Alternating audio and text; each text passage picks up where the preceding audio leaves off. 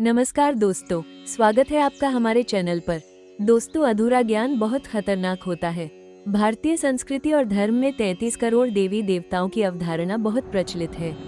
ये संख्या अक्सर भारतीय धर्म की विविधता और गहराई को व्यक्त करने के लिए उपयोग की जाती है, लेकिन इसका गूढ़ अर्थ हर किसी के लिए स्पष्ट नहीं होता। क्या सच में हमारे धर्म में 33 करोड़ देवी देवता हैं, या इसके पीछे कोई गहरी दार्शनिक व्याख्या छुपी है?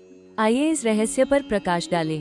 सबसे पहली बात, वेद, पुराण, गीता, रामायण, महाभारत या किसी अन्य धार्मिक ग्रंथ में करोड़ शब्द लिखा ही नहीं है। हमारे धर्म ग्रंथों में 33 करोड़ नहीं बल्कि 33 कोटि देवताओं, देवता न कि भगवान, का वर्णन है। ये संख्या वास्तविक देवताओं की गिनती नहीं है, बल्कि 33 प्रकार की दिव्य शक्तियों का प्रतीक है। ध्यान दें कि यहाँ कोटि शब्द का प्रयोग किया गया है, करोड़ का नहीं। संस्कृत में कोटि का दो अर्थ होता है, करोड़ एवं प्रकार। हिंदी में हम जिसे करोड़ कहते हैं, संस्कृत में उसे कोटि कहा जाता है। युधिष्ठिर ने भी द्यूत सभा में अपने धन का वर्णन करते समय कोटि शब्द का प्रयोग किया है, जिसका अर्थ करोड़ था।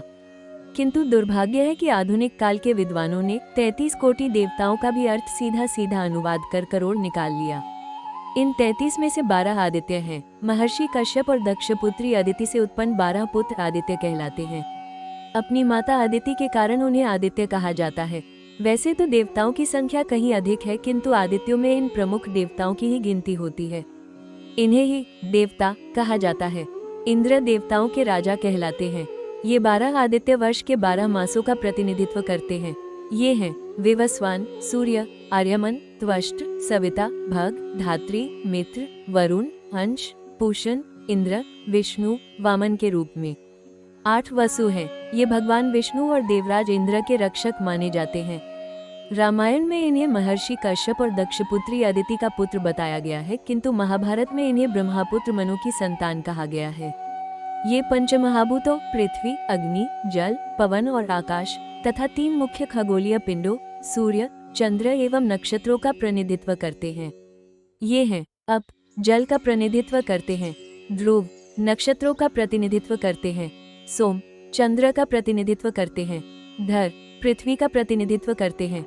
अनिल, पवन का प्रतिनिधित्व करते हैं। अनल, अग्नि का प्रतिनिधित्व करते हैं। प्रत्युष, सूर्य का प्रतिनिधित्व करते हैं।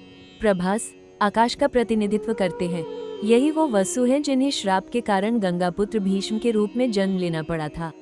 11 रुद्र हैं। ये भगवान शंकर के दूसरे रूप माने जाते हैं। इसी कारण भगवान शंकर को हम महारुद्र भी कहते हैं।